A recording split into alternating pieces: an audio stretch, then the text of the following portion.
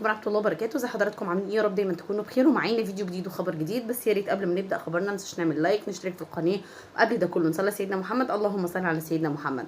خبرنا النهارده بيتكلم عن مروه بشوشه، وهي بتتكلم عن قضاء عطلتها في اسبانيا هي واخواتها، ولكن طبعا من قبل كانوا في الجزائر، وكانت امل معاهم لاول مره في الجزائر في اجازه، وبعد كده سافرت وسابتهم. وي عندي 2-3 جور ما كنت فاكونس وجيت راني في بلادي. جيت اون اسبان. نحبوا بزاف، عندنا دائما ساكري في الصيف لازم نروحوا كاملين اون فامي. لا حلم كاش كيما لا فامي. دونك جيت اون اسبان يفوت لي فاكونس مع خوتي وخواتاتي. امل جات هنا، امل جات لا ما كانتش معنا في اسبانيا، مي جات هنا، جات